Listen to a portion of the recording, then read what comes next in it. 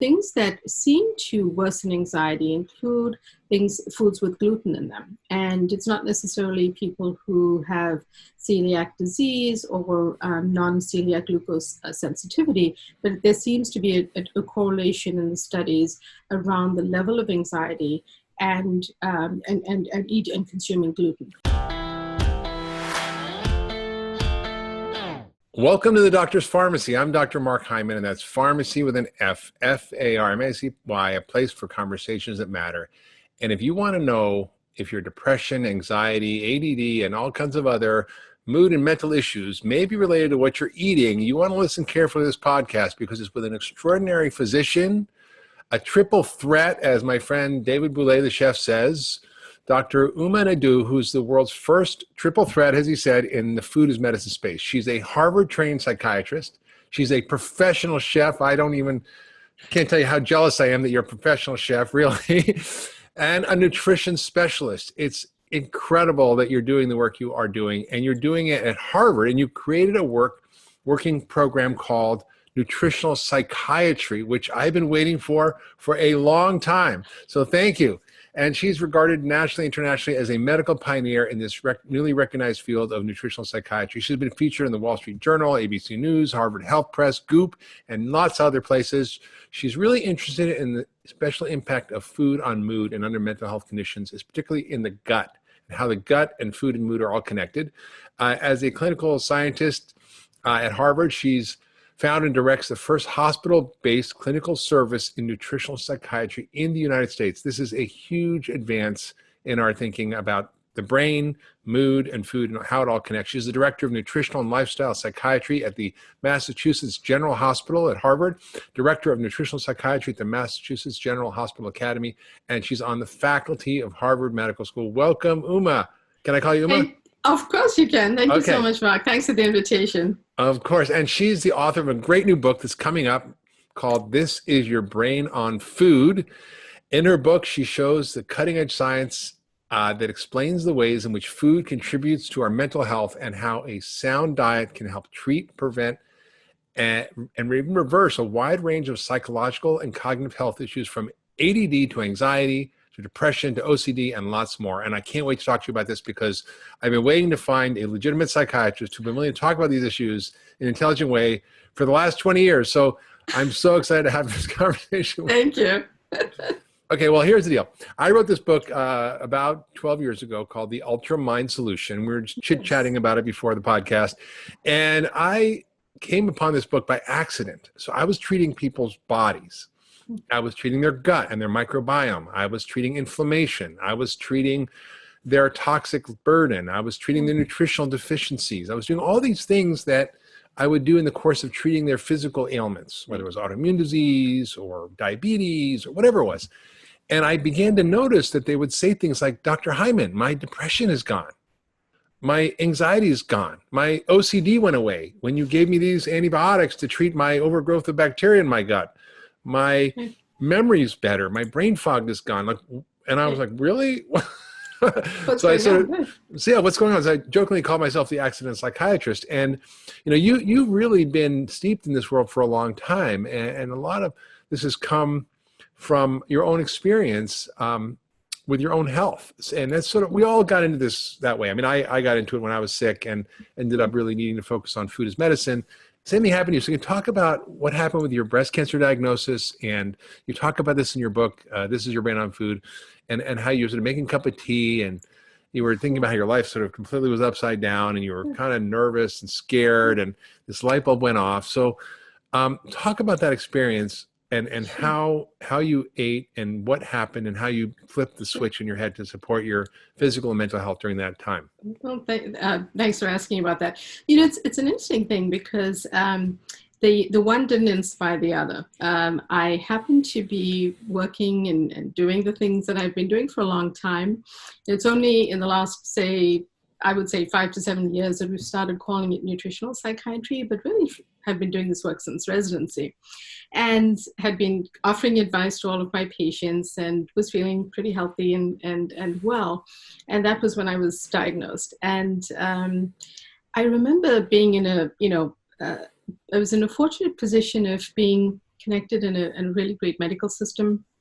Mark, I'm sure you've had this type of experience when you've been ill, and literally within 7 days, including a weekend, I was diagnosed. And treatment began probably just about a day later than that. So it was very sudden, and it was somewhat of a shock to me.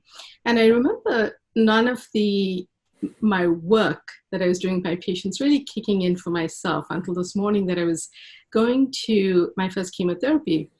And there was natural anxiety. You know, I was now facing the stuff that I'd learned about, had talked to other patients about, and now I was the patient.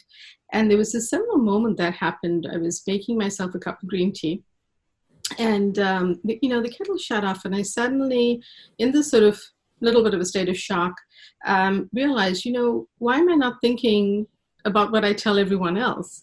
Why am I not taking with me to my treatment day all the appropriate foods? And, it really changed from there. From moving from a state of shock, I really moved into the things that I knew had made a difference to my patients. And week after week, my oncologist, as well as my fellow helping to take care of me, would say, we want to know what you're eating today and what did you bring in? And it was really the simple things. It was what I put in a smoothie. It was, having the green tea. It was thinking about things that could combat nausea. And, I was fortunate to really combat the anxiety that I was feeling. Little things like adding turmeric to my smoothie with a pinch of black pepper and little things like that. And I truly learned to see the effectiveness through my own experience, but it was very unintentional. And so I felt figure out how relatively things work. Healthy. Right. Well, that's so great. Exactly. So you've been down this road for a long time, then you had to practice on yourself. But what led you as a psychiatrist to start thinking about nutritional psychiatry? Because it seems like a big gap, right? Absolutely. Most psychiatrists, learn about this book called DSM-5, which is categorizing diseases and diagnoses based on symptoms. Exactly. It has nothing to do with the cause. And you began to think about, what is the cause? And explore the role of nutrition and later got into the role of the microbiome, which we're going to talk about. But how did you first go, the light bulb goes on and go, wait a minute, this is not what I learned in medical school. It's not what I learned in my residency, but there's something here. It starts off a little young in life because I came from a family where food was, source of nutrients, source of a lot of love, lots of cooks in the kitchen. And I brought that with me as I went into residency. And for me, cooking at the end of the day or making a meal was something where I was able to de-stress. It was a very mindful time. And I didn't realize it until I put together the fact that I was enjoying getting home at the end of the day and actually cooking something. So that, speared, even from young on in my life, I was sort of interested in what people are eating and what types of food and what spices you use, etc. And where this sort of grew into an interest is I realized there was a real gap in my nutrition education. And I, as a resident, became very interested, if I was going to prescribe, say, Zoloft, Prozac, whatever it was, I wanted to know more about the side effects and how to counsel my patients. And I remember something that I also wrote about in the book, which is the patient came in and Dunkin' Donuts is one of our most popular coffee shops in Boston. And he was complaining, at the clinic and saying, I don't understand, you put me on this medication and I gained all this weight, but you also came in with a 20-ounce Dunkin' Donuts coffee. And really it was a sweetened one. A sweetened one, and I sort of unpacked it from him and I said, well, how much of sugar and cream do you think it went in that? And we calculated it was more than a quarter cup of cream, as well as probably 6 to 8 teaspoons of sugar. And from that moment, I think it became something for me changed because I realized that what I went to intuitively was helping someone understand what I knew as a doctor I should be learning more about, and it led me to really study more about it and understand that if I was prescribing something, I really cared about the lifestyle changes that went with it. And I later came to understand that what I was really looking at was sort of the root cause in psychiatry rather than putting someone into a list of criteria, because many of us know who practice that people just don't fall into those easily. And a lot of patients who come for nutritional psychiatry consultations and work, they may not meet the criteria, but they want to find other ways to feel better. Yeah. And that was the path that led me there. Incredible. And you've gone so deep into that path. And I remember seeing the obvious cases in my own practice. This one guy came in once and he was a very overweight guy, big belly. Yeah. He's like, Dr. Hyman, I get panic attacks every day at 2:00. I was like, yeah, what happens? Well, I get short of breath and I start sweating and I feel anxious. I feel like I'm going to die and everything's terrible and the world's closing in on me. I said, then what do you do? He said, well, I drink a can of Coke and it all goes away. And he was having hypoglycemia, which is low blood sugar, which was causing this fluctuating, spiking sugar and adrenaline. Just fixing it with Coke. Right. And so, and I was like, well, and you start to pay attention to these stories, and it's not the stories we link up in medical school. It's the stories that we pay attention to when we listen to our patients, which is really important. And clearly that's what you've done. And so how did you sort of go down the rabbit hole, rather than looking at antidepressant medication, which when you look at it, mental health is a big issue. We are seeing a mental health crisis in America. I recently wrote a book called Food Fix, and then I was shocked to discover that the biggest driver of costs in our healthcare system and in our society, when you look at both the direct and indirect costs, is not being overweight or diabetes, it's actually depression. It's mental health issues are the biggest driver of years of quality of life lost. Yes, and disability, absolutely. Disability, and she's like, well, wait a minute, this is a pandemic also, but really not talking about how to address it. And we think, oh, well, we'll take antidepressants, but talk to us about how that approach has really not lived up to its promise. In severe depression, it can be helpful and for select patients, but for the most people who have it, it doesn't seem to be that effective. So can you talk about what the challenges are and how we need to think differently and connect diet and food? Absolutely. So, there's actually, we're facing a Zoloft shortage at the moment. So sertraline is on shortage in certain dosages. And it's happened during this time because people have become so much more anxious and actually depressed. People were not feeling that way before. And I feel that what happens when we see people clinically is that, we may prescribe, and I do prescribe medications, but some people come to me who want to try an alternate way. And if they're not, actively suicidal or not manic and are not experiencing a psychotic episode, it's perfectly reasonable to start with nutritional strategies. But what I find is in the medication population that I treat of patients, not everyone gets better. And I really push against having to add on a second medication if I don't need to, unless it's for a separate symptom completely, which almost never happens. So they don't get better. I always suggest that they be in other forms of therapy. So someone with anxiety should be using one of the apps that I would suggest that they use for anxiety and mindfulness. They should be doing and learning breathing exercises. They should be paying attention to exercise and sleep as well. So it's not just one component, but with the medication, they don't necessarily get better. And sometimes they develop side effects that put them off wanting to be fully adherent with the medication. And they get disheartened.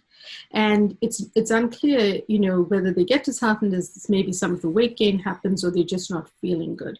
And I think that there's something, we need to look at as psychiatrists. So you're depressed, the medication doesn't work, and then you gain weight, and then you're even more depressed. Exactly. So, it's sort of this cycle that they get into, and they don't necessarily fit into, criteria. So I do think that we need to re-examine that in a more global way. But that's where these alternate strategies can be very useful for someone who's invested in really trying to unpack for themselves what might be the problem and work in a consistent way, who wants to embrace a healthier diet and healthier foods to feel better. And I think that's where this could be a very useful tool for people. So how do you drive into the nutritional strategies? Because you see a patient comes in with a mental health issue, whether it's ADD or anxiety or depression or OCD.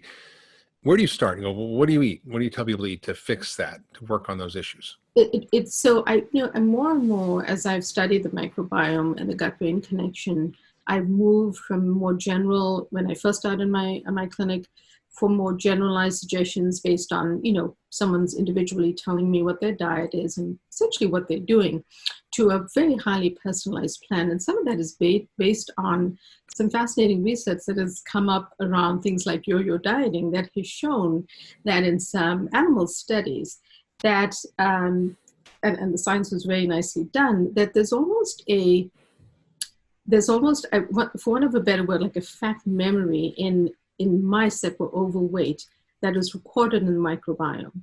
So it has taught me that each person is so different, and that I have to think about them more in terms of what they're eating, what their symptoms are, what their makeup might be. And so I, first obtain a proper history, ask them what they think they should be eating and what they are eating.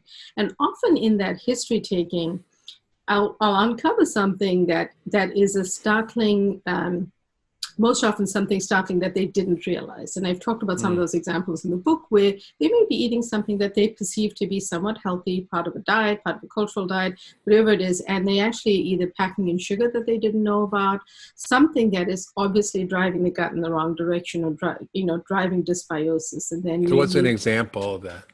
Sure. So for example, I had, and I speak about her in the book, I had a patient who was pregnant and had a healthy pregnancy and was eating a lot of her favorite spice, which is a Korean spice called gochujang. But when you get the store-bought version, there's a very high, some preservatives, but there's a very high sugar level in that. And she was just adding this to her healthy foods, her vegetables and her lean proteins and stuff, but she was consuming a larger amount of it because she sort of was craving it during the pregnancy. And so some of what we had to do is really peel back on that and figure out other ways we could do that. Either we created a sauce that, worked on a little recipe that would give her the flavors for that, but take away the unhealthy ingredients. So, it's sometimes it's little things like that.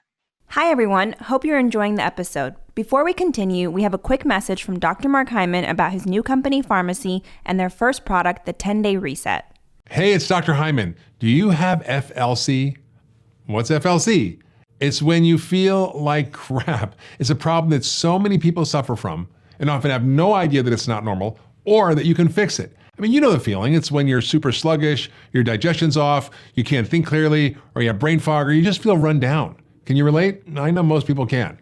But the real question is, what the heck do we do about it? Well, I hate to break the news, but there's no magic bullet. FLC isn't caused by one single thing, so there's not one single solution. However, there is a systems-based approach, a way to tackle the multiple root factors that contribute to FLC, and I call that system the 10-Day Reset. The 10-Day Reset combines food, key lifestyle habits, and targeted supplements to address FLC straight on. It's a protocol that I've used with thousands of my community members to help them get their health back on track. It's not a magic bullet. It's not a quick fix. It's a system that works. If you want to learn more and get your health back on track, click on the button below or visit getfarmacy.com. That's getfarmacy with an F, Farmacy.com. Now back to this week's episode.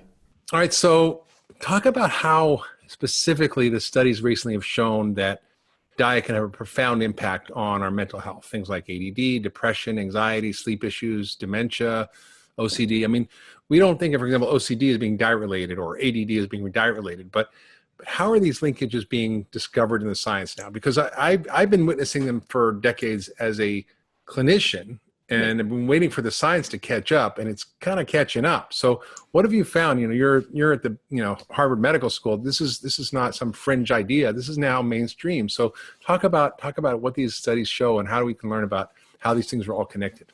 Sure. So, the basis of how I describe a lot of it is around the gut microbiome and how, and I'm sure your audience is very familiar with just how inflammation gets formed and things like that. The way that it works with examples of things like, let's take anxiety, and I will speak about that because it's what my clients are coming in most commonly with right now: the uncertainty, the fear, loss of jobs, quarantine, restrictions changing and going back the next day is really creating an immense amount of anxiety. And what the studies have shown is that there's certain things that, so the way that I look at it is the things that you, in terms of food, that you need to embrace and the things that you need to avoid.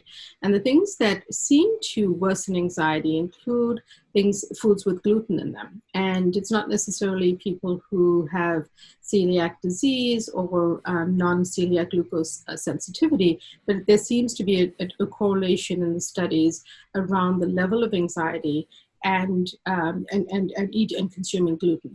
So things that, are positive are the use of things like turmeric with black pepper. Well, what makes the gluten become a problem? What is the mechanism? Has anybody figured that out? So we think that from what the studies have shown, that there's some sort of disruption that occurs in the microbiome that leads to dysbiosis in individuals who have anxiety. So I've had patients who can tolerate gluten, but if I were to give a general recommendation to someone based on what we've learned, we try to have them avoid it. With the turmeric and black pepper, we know that curcumin in turmeric is activated by the piperine in black pepper, and it actually increases the absorption by a significant percent. And the study also showed that where omega-3s are involved, that can enhance the absorption. So this combination and the work that's been done on omega-3s in both anxiety and depression, for example, there was a study of medical students done that looked at treatment of anxiety using omega-3s. And we've heard about omega-3s and people know about using it for mood, but it targets anxiety as well. And the combination of turmeric, black pepper, as well as omega-3s, and I'm talking mostly about food sources of omega-3s. Some people do take supplements, and that's perfectly fine, actually is quite powerful for lowering anxiety levels. So those right there are things, that people should move toward. There's also some... So maybe like a sardine curry with a little black pepper. Exactly, or, some sort of like really fancy glaze that you put on salmon, and it could be oven roasted, it could be baked, and, using all the healthy oils and turmeric and black pepper, as well as some other things. So that's, those would be a good way to go. With the studies of depression, there's been trials that were done using folate and methylfolate decades ago by some of my mentors at Mass General. But, adding them in as leafy greens are thought to be helpful. And so there's a real logical way in which adding, simple recommendations that we make about fruits and vegetables, adding that fiber back into your diet actually drives down any type of inflammation in the gut. And therefore, with the gut-brain connection, lowers any type of potential neuroinflammation. The thing that many people, and I think they're more aware of these types of things now, is that serotonin, the happy hormone, 90% or more of the serotonin receptors are in the gut. So it really does make a difference what you eat, because if you're eating poorly, those serotonin receptors are going to be affected. And the passage of serotonin in a healthy way back and forth, it all depends on what's being transported via the vagus nerve to the brain. And by eating the poor foods and creating dysbiosis in your gut, you're driving the mechanism in the wrong direction for you. So one of the things you said, which I want to back up on, which is so important, and you kind of glossed over it, which is this whole idea of neuroinflammation. Yes. Now, when your joint hurts, you get arthritis, it's inflammation in the joint, it hurts. If you have a sore throat, it's inflammation in your throat, it hurts. If your brain's inflamed, it doesn't hurt, but it shows up as depression, anxiety, ADD, dementia, OCD, whatever, right? Autism. These are all inflammatory diseases of the brain. Exactly. And what you're saying is that a lot of the source of the inflammation comes from imbalances in the microbiome, in the bacteria in the gut, what you call dysbiosis, which is the difference between symbiosis, which is a nice balance with your gut flora, which is dysbiosis, which is really bad bugs that are growing that drive inflammation. And when you're eating different foods, you're feeding different bugs. And that may be how the mechanism of this works with mental health. Is that what you're saying? Exactly. So a few different things. And thank you for backing up on the neuroinflammation, because it is such an important point. I'll give you an example of a patient. So a gastroenterologist referred me a patient who was having severe panic for the first time at a stage in life that you wouldn't expect someone to develop anxiety and panic disorders going by the DSM-5 TR criteria. And as I took a history and spent time with him, it turns out that even though he was presenting with the panic to me, what was distressing him was his irritable bowel. He was very uncomfortable. He had developed these symptoms over time. And as we found out more information, he had moved to a new job, highly stressed, eating very few meals at home, eating either in the afternoon from the vending machine, eating lunch out, getting takeout, and getting fast food on the way home.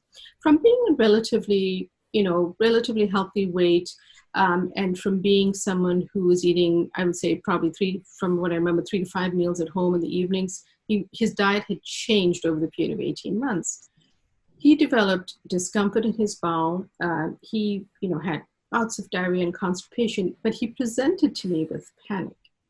And rather than do that, as we tried to figure out the details and placed him on the proper diet, these symptoms, it took time, but these symptoms abated over time, so much so that he didn't need clonazepam or Xanax or sertraline for his symptoms of panic.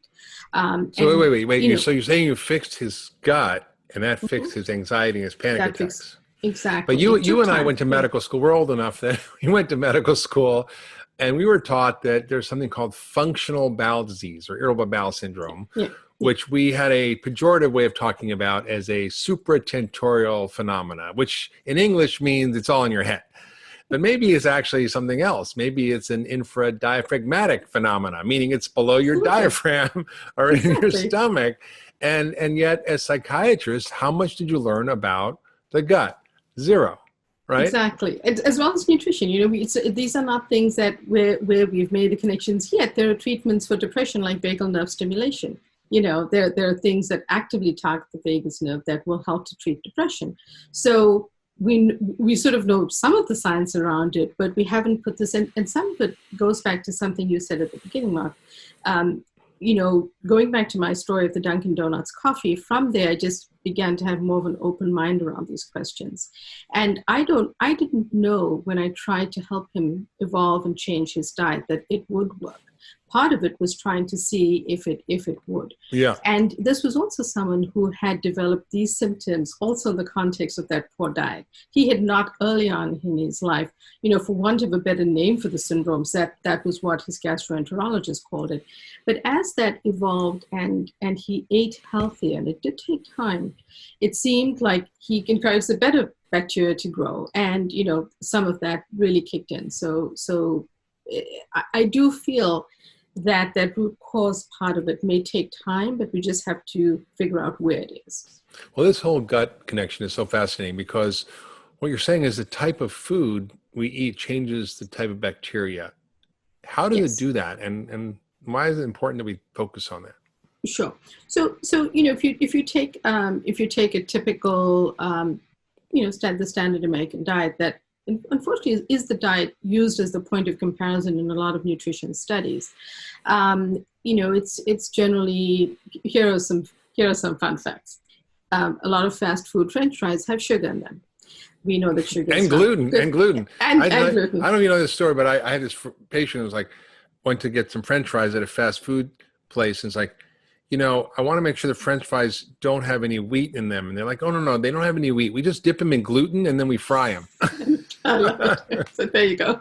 So it's absolutely true. They have a lot of stuff that we don't realize is in them because you're just thinking it's a potato. But no, it's very far from that. And it's made through a whole process of extrusion to make it a truly processed food. But the point being that it's a simple thing, and you think, oh, I'll just, I'll get some dinner on the way home, as that particular patient was doing. But there's so many added, just bad ingredients in foods that you don't realize. So you're familiar with sort of the added sugars in savory foods, salad dressings, ketchup, fruited yogurts and stuff. That's just one element of it. Then there's the added gluten in people who are gluten sensitive. Then, it's the unhealthy fats that you don't realize are there. The last time I checked, there was 61 other names for sugar. I think there's 250. I'm sure there are. By now, I'm sure there are. And so I will, teach people to just think about 4 grams of sugar is 1 teaspoon. Look at the food label, see what's in it. Because any of those poor foods that, are the foods to avoid are the things that are going to disrupt those gut bacteria. So basically, the imbalance is going to be the bad bacteria having a party, and the good guys are, not doing well because they're being overrun. And that imbalance is what leads to the leaky gut or the intestinal permeability. And, that's when it really starts to back up and also then cause the neuroinflammation. Well, this is music to my ears, because 20 years ago, I remember having conversations with physicians talking about intestinal permeability and dysbiosis and leaky gut, and gluten, and they just looked at me like I was from Mars, like I was some kind of quack that didn't know what he was talking about. I'm like, all I know is what I'm seeing. And I see when patients change their diet, when we fix their gut, they get better from all sorts of things. And your work is so important because, we've had on the podcast a psychiatrist who's talked about metabolic psychiatry, which is a role of sugar and insulin. But you're taking all this down into the gut. And there's an incredible bunch of studies that were looked at by psychiatrist Stephanie Chung and her colleagues that looked at gut health and depression. And they found that people with major depressive disorder had about 50 different types of species in their gut microbiome that were different from the control groups that didn't have depression. Yes. And a lot of recent research shows that these bacterial species are associated with high quality of life, are often depleted in people who are depressed. And bacteria that cause inflammation are found in a lot higher numbers in people who have depression. So can you talk about what these studies showed and the connection between this inflammation and depression? Because, I saw a study recently that just made me crazy, which was using TNF alpha blockers for depression, which are these powerful drugs that cost $50,000 a year they use for autoimmune disease to shut off inflammation. I'm like, why not deal with the source, which is the gut? So talk about what these studies show and how this connection exists between inflammation and depression. So the more that we learn about the gut, the more that we realize there might actually be certain specific bacteria that are involved with the positive drive of depression versus the negative drive. I want to actually mention a study, and the reason I'm talking about it is that it's linked to this in the sense of how people don't realize the impact of certain gut bacteria and a food mechanism that can help you. A study that looked at yo-yo dieting, and this becomes significant because my patients who come in who've gained the weight from, say, a medication don't know how to get off it, and they might start to lose weight and they gain it back. And the sort of yo-yo piece of dieting has also happened with, say, reality TV shows, and people don't realize that there could actually be a mechanism in the gut.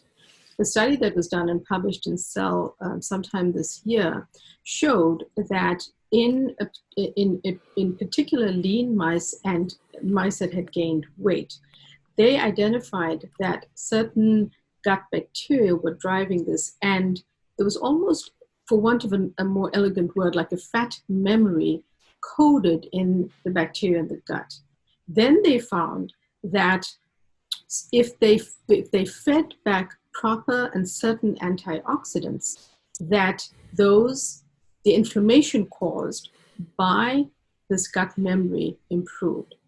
And I think that what is so cool about this is it's one of those studies that directly showed a mechanism where antioxidants worked in a positive way. And wow. I think that for me, it goes back to the Stephanie Chung study and those that have shown the multiple bacterial species, a quality of life factor, a lowering of depression. And, I think I appreciate what you've been saying all throughout this conversation, Mark, because going into this, I think that when I said at the beginning, the illness that I had didn't lead to the book. It was because I wasn't sure that there was a book. I had been doing the work. Yeah. But it was some of the work that got more publicity that led to my writing the book, because I knew the science was there. And what this did for me is it pushed me to look at, like you were saying, 700 references condensed to over 550, because there was science behind it. And sometimes, we get pushed to the side as complementary, alternative, or soft science, but there's real data behind it. And right. I think that the more we can explain that to people and have them try things that, it's not going to harm someone unless you have an allergy, to try a different diet and to use these mechanisms to feel better. And we can be highly specific in some of these situations. Yeah, exactly. And what you're saying is what you said was so important, because, if you're looking at trying a drug that's very expensive or that has potential risky side effects, the bar is a lot higher than saying, why don't you stop eating sugar and gluten and eat some vegetables and fiber and fix your gut? And the evidence is there. We may not have large randomized trials, but we have a lot of evidence, like you said, and the kinds of studies that are done now are just so compelling and so beautifully done. And I remember one of the studies I looked at was the SMILES trial, which looked at just swapping out people's normal processed food diet with more whole foods. Yes. And it was as good as any antidepressant, right? Exactly. It was as good as an antidepressant, and they added in counseling and coaching. So you had, you followed this diet, and then they also had someone check in with you and ask you some questions and see how you were doing. So, a lot of say weight loss programs have built-in coaching now, because there's this almost contact part and accountability part that is very helpful to people. There was a great trial done by my colleagues in Australia, and I think that, one of the things that we're trying to do more of is really larger human trials. The difficulty is that how to capture some of the actual food that people eat becomes a little bit of a challenge. And so, I think that because we're not lab rats, you can't just lock us away and feed us the same diet. Feed us the same diet, exactly. Free living humans are hard to study. It's hard to study. It's different if you're prescribing, if you're doing a pharmaceutical trial.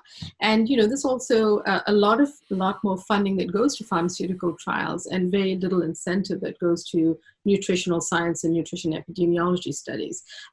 There's definitely a difference. And so, I do think that with the studies we've looked at, even if the numbers are smaller, we've looked at the science and tried to pull out for people facts that will be digestible to them, that they can actually take home and say, well, I can try to do that. And at the end of the day, I think we can always find a study that's pro one thing and on the same day a study that's against the same thing. It's how we interpret it for people and show them the balance of what has worked. And that's where clinical, like you said, with the many patients that you've treated, that's where the clinical piece also becomes so important. Yeah, it's so interesting. One of the things that you sort of write about and talk about is the role of the amygdala, which is our fight or flight, reactive part of our brain that is what gets us into trouble if we're not able to manage that fight or flight response. And what seems to be going on today in our society, and I'm just literally thinking of this hypothesis now in my head, is increasing division, conflict, divisiveness, reacting out of fear, anxiety. And our society seems to be falling apart based on this incredible increase in this kind of behavior, which I've never seen before in my life. I mean, there's always difference of opinion and so forth, but this is just very different. And I'm wondering if it correlates with the increases in processed food in our diet, the changes in our gut microbiome over the last 50 years, the changes in, for example, glyphosate, which is over the last 50 years has a powerful gut microbiome destroying properties, which is basically weed killer that they use on 70% of our crops. So I can go on antibiotics. I mean, there's so many things that are gut busting things. Do you think there's a correlation between the microbiome and the amygdala, and do you think it's related to this change in our diet? And do you think that's connected to all the changes we're seeing in our society and this incredible conflict? I just can't help but wonder if that's true. I think this is a worthy hypothesis to think more about. Certainly, the rates of depression and anxiety, substance use, and possible abuse of partners or people in the home increased during COVID. A very short a survey was done during March by the American Psychiatric Association, and we haven't yet collected enough data to comment on the rates of increase of mental illness. However, separate to that, the overarching increase of disability, as you were speaking about early on in our conversation, has increased. And what has changed in the world? Well, what has changed in our lives and in the world is how we eat. That has been significantly different. Our dinner plate size from the 1920s and 30s has changed from 9 inches to about 12 inches. And if you have, family who visit you from overseas, they'll want to share the appetizer or share the main course because the portion sizes here are very different. So if you think about how our food has evolved, then, you talk about the high fat and the low fat issue. You talk about, the use of glyphosate in our crops. All of that combined with high fructose corn syrup and everything that has happened, yes, our diets have changed. I sincerely think that how we eat, not to be too cliched, but it really does impact how we feel. And I think the level of irritability, anxiety, agitation, depression has, whether it's diagnosed or not, whether it's treated or not, has increased in society. It's almost as though people are just more on edge. Yeah. And how can it not be linked to our brain and how we eat as well? For sure. I remember talking to Bruce Ames, who's one of the leading sort of scientists in the world, incredible guy, he's probably in his late 80s now. And he was doing studies of high fructose corn syrup on the gut. And he had this finding, which was striking, which is, typically when you get fructose in fruit, it's our sugar in fruit is combined with glucose, right? So when you just have pure fructose, which is rarely found in nature, which is found in high fructose corn syrup. It's free fructose, which is very different than what you find in fruit. It's different. Exactly. It actually requires energy to be absorbed by the gut, and it uses up ATP, which is the energy molecules. And he said because of the increased volume of high fructose corn syrup, it literally is punching holes in the gut because the tight junctions, which are keeping the gut from being leaky, can't stay together because it's an energy dependent process that gets interrupted because all the ATP, or the energy that's used to keep the gut lining together, gets used to help absorb the fructose. So I don't know if that's true, but it was a fascinating theory. And I was like, it makes sense because, this now it's about 15% of our sugars and our calories is high fructose corn syrup, which is terrible. And it's in everything, everything. It's in everything that you don't even realize. And that's where where I think, I really feel diet has to be part of it. I don't think it's the only thing, and I don't mean to, seem like I have blinkers on, but I do think that, even diagnoses in childhood disorders has increased. So all of that has to make a difference, as well as, the facts around childhood obesity and things like that. Well, let's talk about the childhood mental health issues. Cause I grew up, 60 years ago and there was that one kid in the class who was kind of a troublemaker and everybody else was pretty okay. And now you go to schools and the school nurse is like a pharmacist. She's dispensing all these psychiatric medications, antidepressants, ADD medications to kids. 1 in 10 kids is on ADD medication. I mean, you look at, the kids' illnesses, it's not, allergies or, eczema anymore. It's depression and obesity are the kids' main chronic illnesses. It's frightening. Exactly. And so how would you say this ADD crisis, which is exploding, is connected to diet? And how do you tend to treat these patients? So I'm an adult psychiatrist, but what I know about these disorders is that a lot of adults have ADD too. Exactly. So I do deal with that. However, one of the interesting studies showed us that, we've always thought, well, sugar drives the agitation and the almost hyperactivity. There were significant studies that showed that wasn't the cause. And I found that really fascinating because I had always thought, that to me that was a clear link. I mean, just go to a birthday party when kids are eating cake and ice cream, like exactly. So it seems sort of counterintuitive, but I think it starts at exactly where we've been going in this conversation. It starts with what they're eating, what's happening in schools. When the funding to school lunches are changed, there are industries that then moving vending machines to schools. And so kids who want a snack and, where the lunches have changed are naturally driven to, well, I'm going to get a candy bar, I'm going to get a bag of chips or whatever it is. So there are things that have happened in society separate to the processes, of high fructose corn syrup and all of that and the added sugar. Then the food labeling laws and the pushback from industry around the food labeling laws, where they're wanting to show larger labels, the quantity of added sugar, so people became more aware. If we take it to the children in our society, they've basically grown up with all of this. So unless if they've grown up eating the regular diet that most people eat in this country, they have therefore eaten, glyphosates, they've eaten, all of these processed ingredients, all of this added sugar, and how could they not be obese? So how, it's almost, it's a setup. Sadly, it's a setup for failure. There isn't anyone, to blame about it. It's that, how do we change that? How do we truly have them eat in a different way?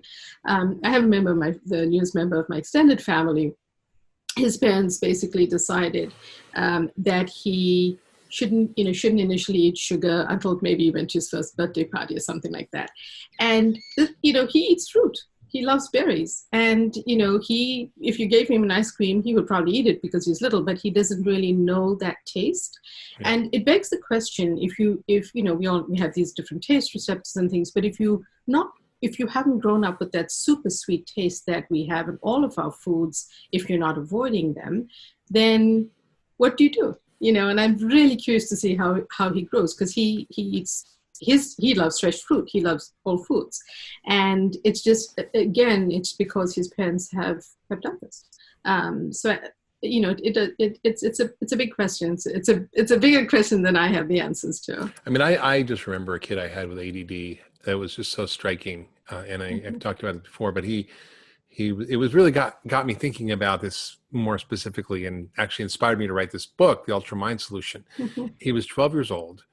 His mother brought him in because he had severe ADD and ADHD. He was so disruptive, he got kicked out of kindergarten. He was on Ritalin for years and really struggled to focus, pay attention, and had all these other problems. He had irritable bowel. He had stomach cramps. Right. He had eczema. He had allergies. Right. He had headaches. He had insomnia. He had muscle cramps. He had this whole list of symptoms that were unrelated to his brain dysfunction. Right. According to his psychiatrist, right? And I'm like, well, I don't know if I can help his ADD, but let's see if we can, his gut's a mess. His diet, I don't think he ever ate a vegetable in his life. He lived on junk food. He ate processed food. He ate foods with trans fats and high fructose corn syrup. And I, based on his symptoms, I projected he was going to be deficient in omega-3 fats, deficient in vitamin D, deficient in zinc, deficient in magnesium, deficient in all the things that would B6, help. Deficient in folate. He was just deficient in everything. And his gut was a mess. And I'm like, well, let's just see if we can heal his gut. Get him off the bad stuff, put him on good stuff. I gave him, a whole foods diet, got rid of processed food, got him off gluten and dairy, because he had all these inflammatory issues that often can be related to those foods. Right. And he did have some antibodies to gliadin. They weren't like off the chart celiac, but he definitely had some reactions. Some sensitivity. Yeah. And I gave him a basic multi and fish oil and vitamin D and a little magnesium, because he had a lot of magnesium deficiency symptoms, which can cause anxiety, which he had. I mean, we waited, 2 months. He came back, and his mother had brought his handwriting before and after, like he was treated. And before, his handwriting was illegible. We call it dysgraphia. It's just this illegible handwriting. It's common in these kids. These kids have bad penmanship, dyslexia, dysgraphia. And 2 months later, his handwriting was perfect. Wow. I was like, what happened here? And not only was his handwriting perfect, but all the other symptoms went away. His behavioral issues went away. His ADD went away. His allergies, his eczema, his irritable bowel, everything went away. And I was like, wait a minute. The brain suddenly went from this dysynchronous, chaotic, incoherent thing to this coherent, focused, synchronous functioning. And I was like, wow, if that's true, then I'm onto something. And then I began to really pay attention and saw story after story like this in adults and kids. And I think, we don't really tend to focus on these approaches. It's not that we can't use medication. Yes, sometimes we need medication. Some people really need it. And absolutely, it's life-saving for people. Yeah. But do 1 out of every 10 kids need to be on medication? Exactly. Is that our That birthright? Do we all genetically defective that we have to have AD? No, we have exactly. nature deficit disorder. We have too much Right. technology. We don't Too have much, enough good but food. We don't have enough, all of it. exactly. And I love what you said about, he probably never ate a vegetable in his life. And that's what happens with the school lunches and all of that stuff. And then you start to introduce better foods, whole foods, healthy whole grains, everything depending on what they eat and depending on the specific diet. And you see the improvements. And I've certainly seen that in adult patients who over time, are able to focus better, able to manage their work better. They feeling that, they'll actually physically feel better. And there's almost a calming of the gut. It really is almost like the gut is soothed. And through that, as do the transmission of the neurochemicals and things all start working in the right way, and they start to feel better. Well, that's so true. In your book, you talk about these 5 things that are, I think, central concepts that are so important. And I'd love you to just share a little bit about each. We touched on neuroinflammation. Right. Talked about neurooxidative stress, neuroplasticity, emotional immunity, and the gut-brain axis and how to support that. I mean, these are really radical ideas that we never learned in medical school, but that now seemingly are what our understanding of the brain is and how we need to approach not just psychiatric disorders, but all neurological issues. Absolutely. So, we've talked a lot about the gut-brain axis, and what I say to people is, I may sound like your mom, but, I'm telling you to eat more vegetables, eat more fruit. Why? Because you get the fiber from those, from the nuts, seeds, legumes, and beans, and that will help your healthy gut.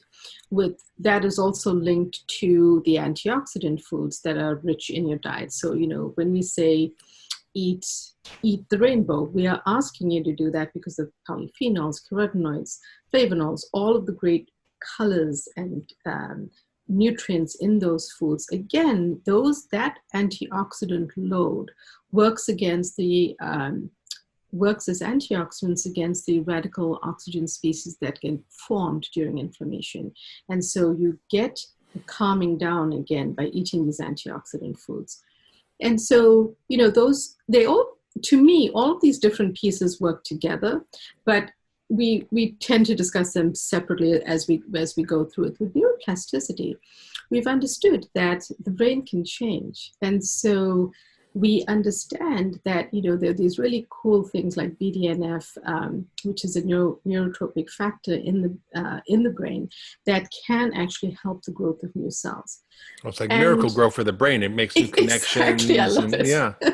Exactly. It's like miracle grow for the brain. So it makes new connections. And we didn't, for a long time, we didn't know that this could happen. So again, I bring it back to what you eat and what's happening to your gut, because you can positively affect those growth factors or negatively. You can have the miracle grow work for you, or you can have it work against you. And then the way that I think about the emotional immunity part is that there's a ton of evidence in a field called psychoneuroimmunology, where, they look at the different hormones, they look at the brain chemicals, they look at immunology. The way I bring this back to depression and anxiety and the main, I would say the more common mental health conditions, is that there's a huge amount of your immune system housed in the gut. So again, the food gets to your gut, and if it's the right food, you thrive. If it's the wrong food, you don't thrive, and you lead to the dysbiosis, the leaky gut, and all of those symptoms. But that also then drives your depression, it drives your anxiety, all in the wrong direction. And so, we try to, we sort of try to just unpack these ideas, but I feel, and I hope that what people will take away from it is there are these mechanisms we know about and we understand, but that you can use food in a way to implement this. It will not cure everything. It is not necessarily the first line of treatment in severe illness where you might need a medication initially, but I have used it adjunctively with even very sick patients to help heal them as they either come off medication or get into a more stable phase. Amazing. So you find you need less medication using this approach as a psychiatrist? Over time, not in every single case, but over time, if people come to me on medications, and if if they're doing much better and they're in a safe situation and they're being monitored and can report their symptoms, we can certainly taper down the medications, absolutely. But it doesn't become a replacement.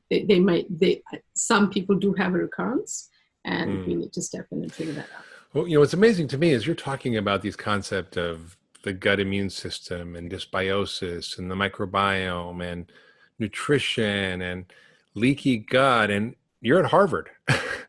How are your colleagues responding to this? Do they think, oh, there's my crazy friend Uma over there who's she's doing her thing, well, she's nice, we'll just ignore her, but let's do the real medicine over here? What are they saying about you? So it's interesting, because I think that I had the opportunity to start this clinical service because I had mentors who encouraged me to do it and saw the different pieces that I was trying to put together. And, the chair of my department is someone who did a lot of these studies in folate most initially. So I think that I think I'll know when the book comes out as to who fully agrees and who disagrees. But they know you're working on these issues, right? They know you're studying. I mean, people have been very supportive, sending me referrals and that type of thing. And I don't want to, imply like it's the most and largest growing service. But I think what you highlighted is some of these ideas start small in the sense that they're in larger institutions. But if someone's paying attention, we have the ability to grow them and have people come to us and have the ability to help more people. I used the word earlier that, sometimes it's thought of as a soft science and this and that, but now there's evidence. And this book really pushed me to dive deeper into what's out there and what are the studies saying. And, make a choice for yourself when you read it. We do not necessarily say give up a certain food or eliminate a certain food or go on a specific diet. And the reason for that is, as a psychiatrist, I have to meet someone when they come into my office, meaning figuratively, if they tell me that they only eat red meat, I've got to find a way to work with them. If someone comes in and says that they're vegan, the other end of the spectrum, I've got to find a way to work with them with their independent and individual diet, irrespective of what I eat. It's really about trying to personalize that plan. And I think that more and more I'm getting a lot of referrals from my primary care colleagues and lifestyle medicine colleagues. My own department sends me patients. So it's growing steadily, and I'm happy about that. Well, that's great news. I'm so excited. I'm so excited about your book, which everybody should get a copy of. It's called This Is Your Brain on Food, an indispensable guide to the surprising foods that fight depression, anxiety, PTSD, OCD, ADHD, and more. And you can find it everywhere you get your books. And you're also working on enhanced nutrition information for your recipes. So can you talk about that? Yes. So I have amazing research on my team who has studied both nutrition, nutritional science, and metabolics. And what he's done is created an app that is, he is still developing. But what it will do is take our recipes and break them down into literally the combination of what the breakdown of polyunsaturated fatty acids are compared to the monounsaturated fatty acids. So taking it to a much deeper level than you would normally do when you use a recipe. And I think that if individuals want to sort of follow recipes from this book, or in the future follow programs that are looking at nutritional elements, that could be helpful to them. Amazing. So you know what I'd recommend also is it's going to be a lot of work, but I don't know if you know about this, but the Rockefeller Foundation is working on the periodic table of phytochemicals. Oh, that is fantastic. There's 25,000 phytochemicals in plant foods. I did not. And they're characterizing all of these phytochemicals. And, when you're talking about the role of antioxidants in the gut and modulating inflammation, the polyphenols, these colorful compounds in colorful plant foods actually feed different bacteria. So it's not just their antioxidant effect, it's actually how you literally feed the bugs in your gut. So it's not just pre and probiotic foods, right. It's not just lots of fruits and vegetables, it's all these other compounds that we're just learning about. So maybe one day we'll be able to have an app that actually tracks all these Tracks compounds. all of that. Yeah, and you go, well, these ones are super great for the brain. These are going to come to my gut inflammation. These are going to feed these 50 good bacteria over here that improve the quality of my life. That would be really pretty amazing, wouldn't it? That would be awesome. I did not know that about the Rockefeller Center. I'm going to look into that because it's so exciting to know that stuff like that is going on. Yeah, it's but very exciting. I think the more information people can have when they trying out a recipe or trying out a food, beyond the calories and the stuff that we've known for a while, would be super helpful to them, especially if they're trying to eat the healthy fats and stuff. Well, thank you for your work. Keep it up. We need to know more and more about the gut and the brain and food and mood and all the connections there. And everybody should definitely pick up a copy of This Is Your Brain on Food, an indispensable guide to the surprising foods that fight depression, anxiety, PTSD, OCD, ADD, and more. That's a long title. But you should get the book, and it's going to be fantastic. I really wish you a lot of luck. And if you've enjoyed this podcast, please share with your friends and family on social media. Leave a comment. We'd love to hear from you. Subscribe wherever you get your podcasts. And we'll see you next time on The Doctor's Pharmacy.